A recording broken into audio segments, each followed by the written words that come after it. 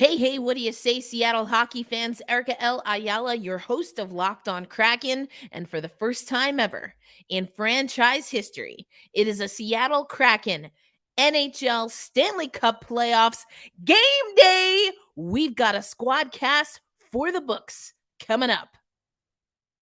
From the depths of the standings in year one to the base of that playoff mountain in year two, the Seattle Kraken have clinched their very first spot in the Stanley Cup Playoffs.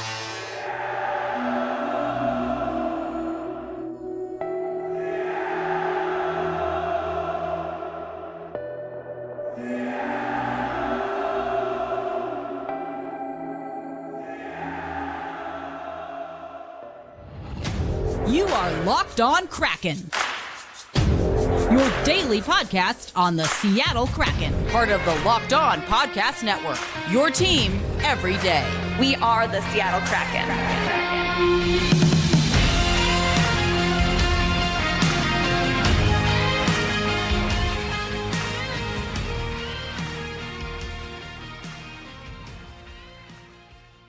Special playoff crossover edition of Locked On Avalanche and Locked On Kraken. And Erica, this is our first ever crossover between our shows. So what better time to do that?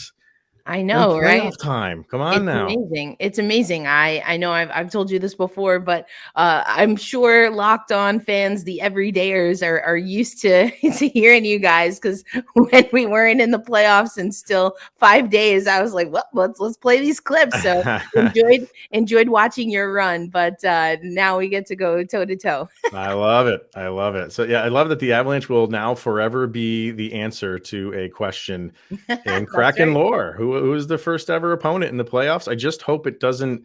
I hope it doesn't get a question doesn't get added of who was their first ever series win. I just don't want to get that far. So we'll have to disagree on that one. We'll get to predictions a little bit later, but we're going to jump right in here with storylines. Whenever you're talking about the playoffs, people love to know like what the biggest storylines are for each team. So I'll throw it over to you first. What are kind of like the pressing stories that everybody's kind of wanting to follow when it comes to the Kraken in their first go around in the postseason? Well, that's just it, right? It's our first one. There you go. So that was an easy one to take. First playoff run, biggest improvement, year over year to get to the playoffs, I think would be a 1B. But I really think it's just that this is a Seattle Kraken team, didn't perform as they wanted last year, made some changes, but really just kind of put their nose to the grindstone and have been doing things by committee. I also want to add, and this is a little bit more of a somber note, I was in Seattle with the Kraken beat and the Kraken fans. And unfortunately, we got some news that Andy Ide, who had been a longtime Seattle hockey reporter and had been a champion of NHL to Seattle, he passed away after suffering a stroke. Yeah. And so unfortunately, it is a little bit of a somber moment, and the Seattle Kraken, to their credit, when they put out their playoff media guide, first page right there is honoring Andy Ide. So I'd be remiss if I didn't mention that. And so while there's excitement, there is a group of us that are hurting, and it's never easy to lose someone who's been in the crew.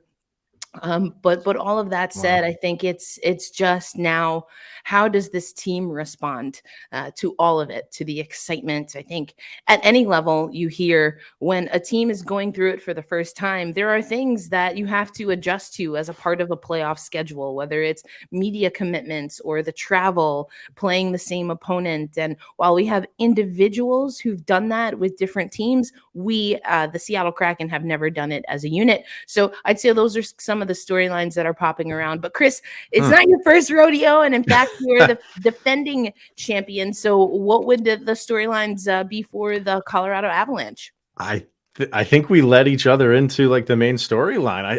If you're the defending champion and you're back in the playoffs, that's kind of the first question that everybody wants to know. Like, what are the chances or what are the odds that they can repeat? And for the Avs, it was so up and down throughout the season with injuries, and then they'd have a really good stretch despite the injuries. And when it was good, everyone's like, oh, this team definitely looks like they can repeat. And when it was bad, it was doom and gloom. It was, can this team even make the playoffs? So, it was as bad as it could get. But they finished the season very, very strong. Obviously, if they went from teetering on a playoff spot to just ascending up the standings to win the division, I think the confidence is high right now that they can do it. And they've never been fully healthy all season because Gabe Landeskog has missed the entire season, right? But going into game one, they will be as healthy as they really have been all season. Probably not what you want to hear, but they are. And that kind of leads to the other big storyline. Can they keep that? Can they keep that health? Because, man, it was a struggle of a season. And to get where they are, I don't think it doesn't matter really how this season ends. But if by some minor miracle, and even if you're the best team in the league, getting to the Stanley Cup Finals is still a minor miracle because it's so difficult to do, right? If they do, I think they can look back at this season as like that's a successful season, despite everything that they went through. So yeah, repeating and the health, because sure, we're getting everybody back right now. Makar should be good to go for game one. Manson should be good to go for game one.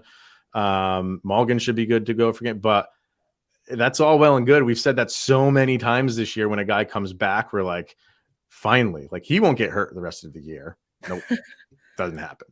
Yeah. That's brutal. I mean, and every team has their version of that. And, there's still some players that for both of our teams that are not back and won't be back, at least for the first round. And we'll see who gets to advance and see if that becomes another storyline in round two. But for us, it's actually a player that well, and that would be Andre Burakovsky. So we actually got the official word that it was a broken bone of, hockey lower body. That's all we get. But it was ESPN that broke the news that it was a broken bone. And then in speaking with Everett Fitzhugh, who of course is our radio play-by-play, and this has come out a few other places as well. Ron Francis, our GM, also talked about it. We were expecting him back within 4 to 6 weeks of his original injury. He was on the ice about a week ago with the Seattle Kraken, but then he had a setback and had surgery.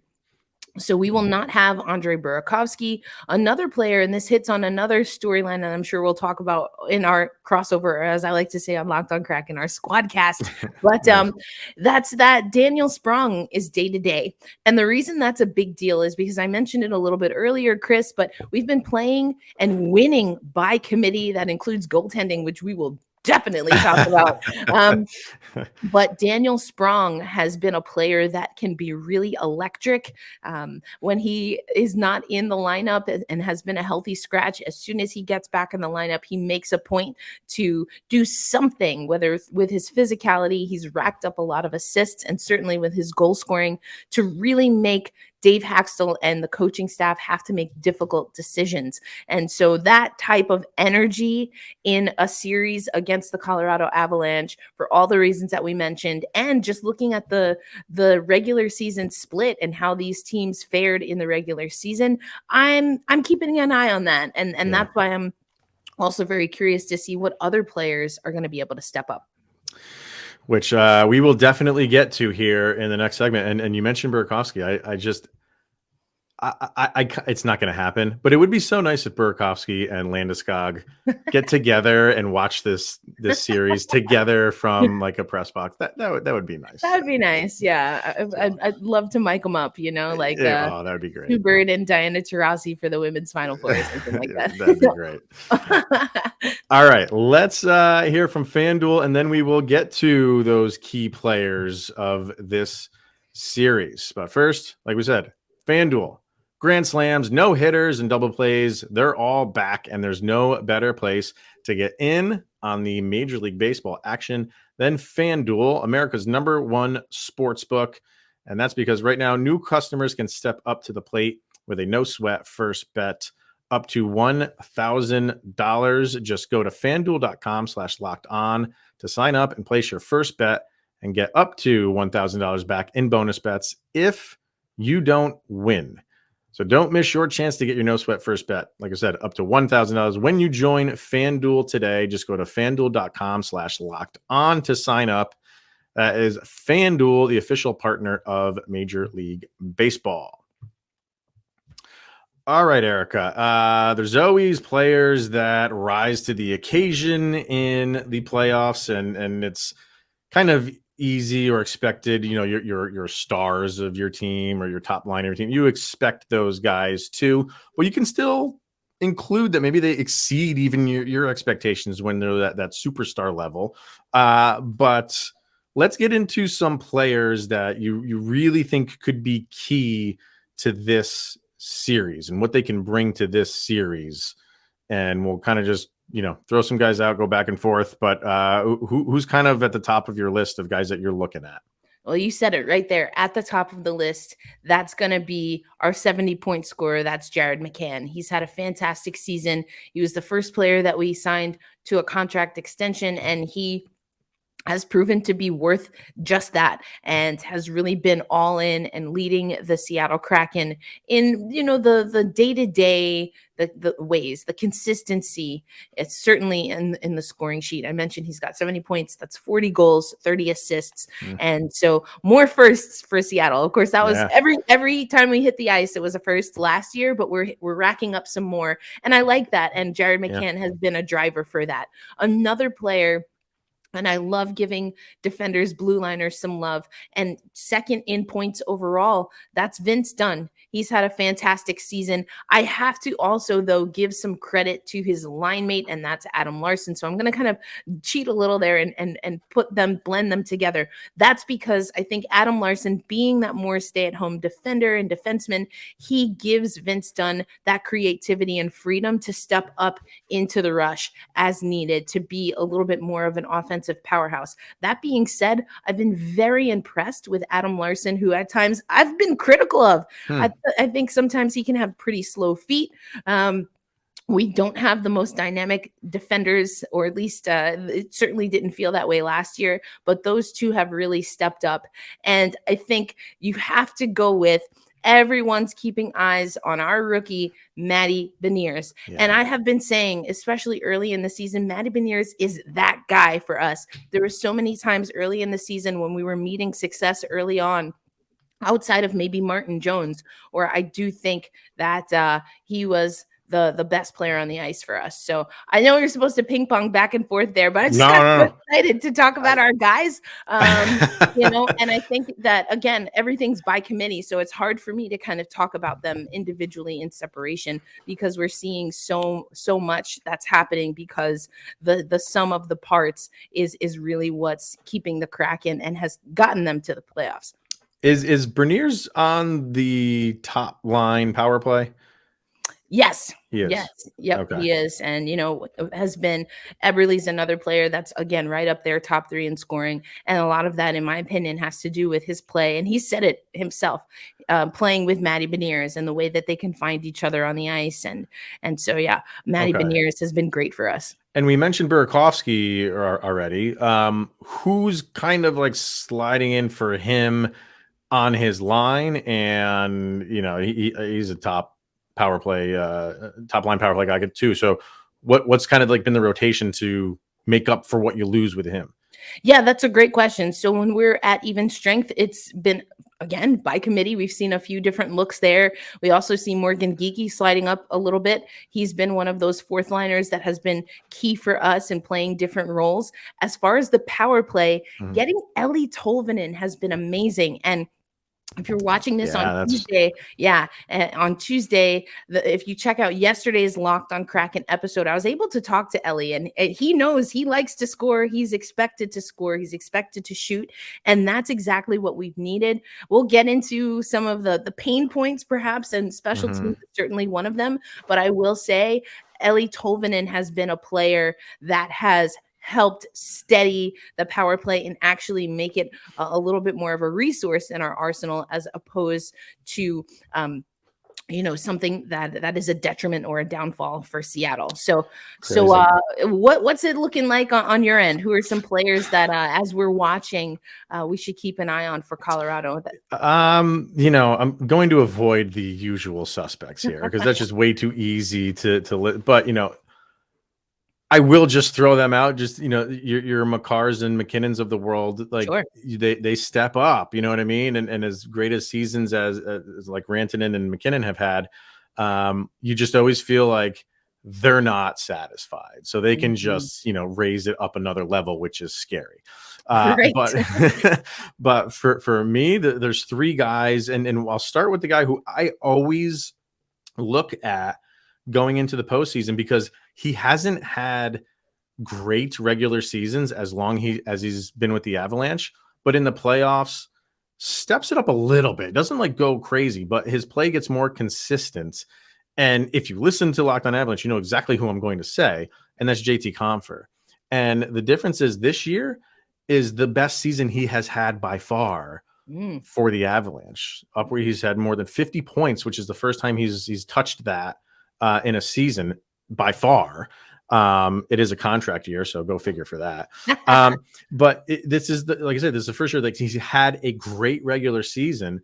And if he can just do what he's done in the past in previous postseasons, and maybe even just step it up another notch, he going into this year, when you lose someone like Burakovsky and you lose like Kadri, it was really up in the air who is going to replace those guys.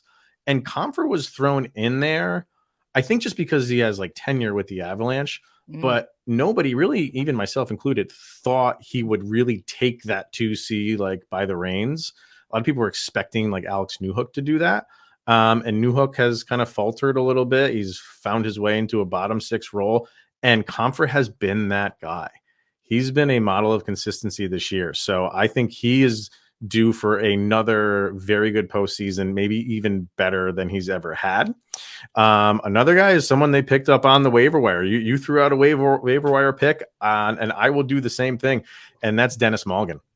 He's been a revelation for the Avalanche, and this is just another guy who this goes to their scouting department on guys that they just find that other teams don't want. Val Nichushkin always comes to mind for Avalanche fans.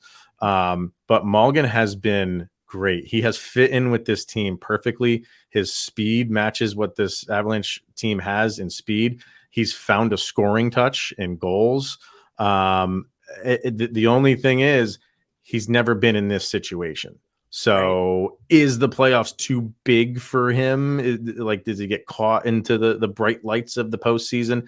That remains to be seen, but he is a confident scorer, and he's been so I don't want to say consistent. He started off a little bit shaky, but once he just got into that flow and just got comfortable with the team, he's been great. He's been fantastic. And kind of the last one I'm going to throw out there is the goalie situation with Alexander Georgiev, and been phenomenal all season long. Absolutely phenomenal. But it's kind of what I just said about Malgin, the same thing with Georgiev. Hasn't been in this situation being the guy and being the goalie going into the postseason. And when you're the number one goalie for a team that expects to win championships, or at least get there and play for one, again, is that how does he respond to that? Because you never know with guys who are new to this. You expect Cale Makar and Mikko Rantanen and Nathan McKinnon to go out there and perform because they've been doing this for a few years now.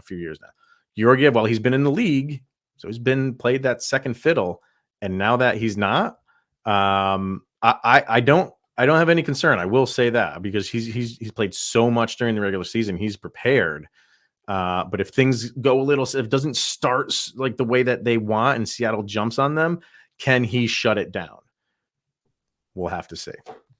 Wow, I like all of those picks for sure, Chris. And I think that the storylines are similar, not the same, but they're similar for both of our teams. And again, we kind of alluded to the regular season split, which I think you have to take with a grain of salt. One, because it's the playoffs, right? Yeah. But then also we've already alluded to the injuries, particularly on Colorado's side. So I'm very curious to see. And yes, coming up in our third segment and how we're talking about this, I definitely will be talking about goaltending. I've been waiting with bated breath to hear what you have to say about our old friend, Mr. Philip Grubauer, and beyond. So yeah, let's get to that right after we hear from Athletic Greens. And what exactly is Athletic Greens? We put 1 scoop into a glass of water, and you are absorbing 75 high-quality vitamins, minerals, whole food sourced superfoods, and probiotics to help you start your day right. This special blend of ingredients supports your gut health, your nervous system, your immune system, your energy, recovery, focus, even your aging. So if you are lifestyle friendly, then you are in luck. Whether you eat keto, paleo, vegan, dairy-free, or gluten-free, it contains less than 1 gram of sugar. There's no GMOs, so there's no nasty chemical or artificial taste, because it tastes amazing and it costs you less than $3 a day, and you're investing in your health, so it's cheaper than your cold brew coffee habit. So right now is the time to reclaim your health and arm your immune system with a convenient daily nutrition. It's just 1 scoop in a cup of water every day, and that is it. No need for a million different pills or supplements to look out for your health. And to make it easy, Athletic Greens is going to give you a free 1-year supply of immune-supporting vitamin D and 5 free travel packs with your first purchase. All you have to do is visit athleticgreens.com/NHL Network. Once again, it's athleticgreens.com/NHL Network to take ownership over your health and pick up the ultimate daily nutritional insurance. All right, so predictions are around the corner, but a couple more things that we want to talk about between this series, and that's kind of like everything else, right? Yeah. Like we call them like X factors, if you want to call that. I always like to ask, where does a team excel? Where are some points where they might be exploited? You threw out the goalie thing, as teasing going into this segment. So I'm assuming we want to start, or you can start right anywhere you want. But yeah, well, let's start for it. with where I think the Seattle Kraken excel, and this is something that coming out of training camp and into preseason was really exciting, and in the more consistent times. So looking at, I think if we look at the split, like it was November and then either October, November, or December, January, where we had, we were looking at 20 plus wins in each of those months. And the Seattle Kraken are really great 5-on-5, especially when they are aggressive and focusing on checking on the forecheck and can win puck battles and drive and dictate possession. I mean, in theory, that's every hockey team, right? Yeah, right. But the thing about Seattle, and that goes to why it's important, is because there's not one superstar that stands out. You're not going to, generally speaking, have one player that is going to take over a game. So we have to make sure that everyone is all bought in. Matty Beniers said something on Saturday when I was in Seattle, talking about a lot of the veterans who've been there, who've won championships, are talking about the way that you show that you're all bought in and that you're here for the real deal is doing things like blocking shots, getting back on defense, sacrificing the body in all kinds of ways. And that has always been what Seattle needs to do. We are a blue collar team, and it's very rare that we're going to get one guy that's going to take the game over. And that goes back to goaltending. Philip Grubauer had a really weird season. I mean, that's the best way I can say it. He got a lot of heat. Dave Haxtell got a lot of heat, and it was understandable to an extent. I don't know that it was completely warranted for whatever reason. And I've said this a lot on Locked on Kraken. Never thought that the team got really comfortable in front of Philip Grubauer last season. And that's just one of those weird fluky things that happens. That being said, Martin Jones was a huge part of our success early on. And then the consistency fell off. Both Philip Grubauer and Martin Jones have been hurt. Jones, the most recent player to be injured. And we actually had Joey Decord up a little bit on the back end of the season. So how fit is Martin Jones? How ready is he if Philip Grubauer, who at this point is our number one, once again, is he going to be able to step in? What is Dave Haxtell going to do? Like, I think that I go back and forth on whether you need to have a short leash, just because the regular season is dictating overall that you have to have a little bit of a short leash with again, who I believe will start for us. The presumptive starter will be Grubauer. But then also on the back end of the season, Martin Jones has not been consistent, even though I would argue he's a part of the reason that we're a 100-point team. So that's a little bit of a conundrum. I know we said X factor, but maybe that's a more just kind of a roll of the dice for the Seattle Kraken. Wow. And so I wonder, what that's like for you. I'm particularly curious about special teams because I was able to call a Colorado Avalanche game when they played the New Jersey Devils last year. And Kelly Schultz and we called that game and we said, hey, I was at that game, Erica. Oh, that's awesome. I was there. Yes. That's awesome. I didn't know that. But so what we were saying on that broadcast is, hey, if the Colorado Avalanche stay disciplined and stay out of the box, then they are a really great team. But if the Devils could find a way to expose them, and I do think that there were a few lackadaisical plays at times in that game where Colorado just wasn't moving their feet. And so we talked about the injuries, and I know that was a huge thing, but I wonder if there's a little bit of that lethargy at times where that Colorado has to be mindful of, just kind of looking at the splits, particularly for Colorado on the penalty kill. Yes. I'll start with kind of like where they can be exploited. And that is one of them. Their penalty kill improved as the year went on. It started off atrocious.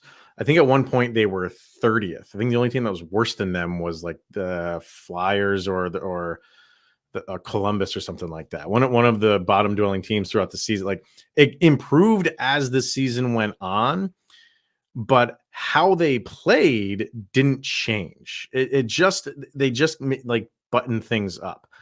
You will get the easiest zone entries of your life against the Avalanche penalty kill.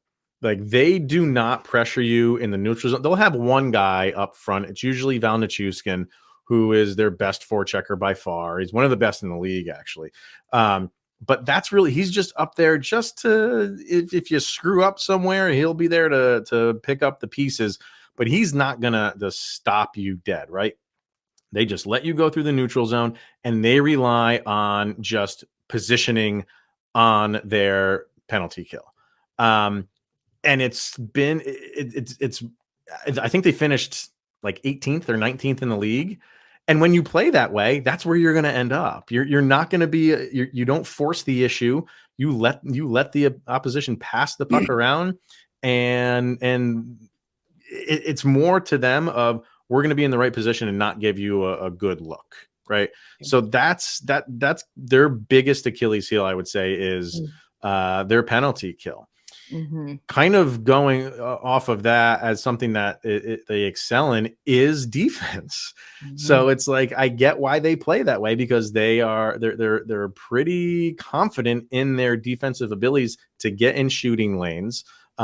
Teams will get shots on goal against the Avs, but high danger shots don't happen a lot. So they give Georgiev good looks. He gets in position pretty well. And, he can stop a lot of these shots because they'll make sure like he has a good lane to see. And they don't give up a lot of those high danger shots where someone can really hurt you. Now, if you have a good offensive team, then that's a whole different ball game, right? And you even said with the Kraken, they're good 5-on-5, and the Avalanche are as well. The Avalanche are an excellent 5-on-5 team. So it's so funny how, like, as we're talking here, there's a lot of parallels here between these two teams, but in different like you're saying, like for the Kraken, it's kind of like a collective, And it is for the Avalanche too. But I think you said something to the effect of like, there's not that one guy on the Kraken who can just say like, I'm taking the reins of this game. I'm taking it over. And clearly the Avalanche have that. Right.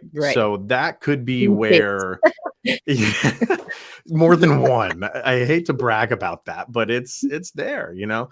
And maybe not to go back and forth, but another area where the Avalanche maybe struggle a little bit is they're not the most physical team. They're not physical forward in terms of like it's the first way that they will play. If you get physical with them, they will just give it back to you, but they're not looking to go play that way right off the bat. So, I mean, and I don't feel like the Kraken really are the most physical team either. You nailed it. And it's actually something that Dave Haxtell talked about. And in his remarks on Saturday, our first postseason practice ever, and first postseason practice in franchise history, he talked about that. He said, you know, his word and the term that he used is Colorado's not a heavy team. We also alluded to it a little bit, but we've had 2 OT games in the regular season, including, I believe, a shootout. We dropped the shootout. So again, the injuries notwithstanding, these teams come in with a regular season series that's pretty comparable. 1-goal games, all 3 of them. So I think it's going to be really interesting.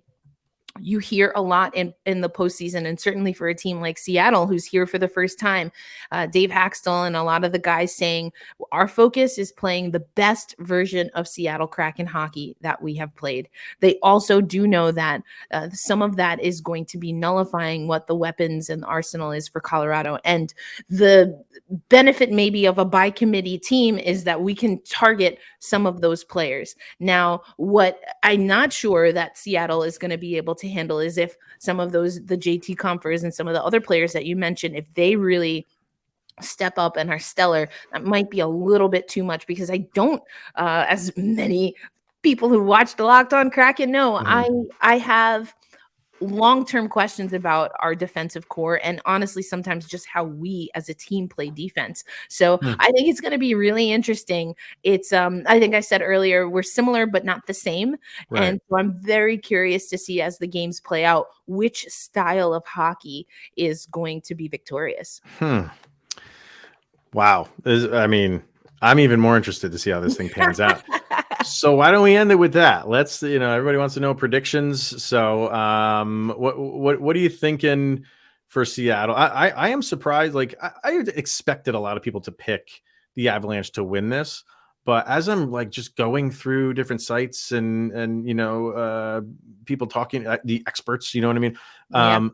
With just the relative ease that people think the Avalanche are just going to kind of like bowl over the Kraken. But what are you thinking?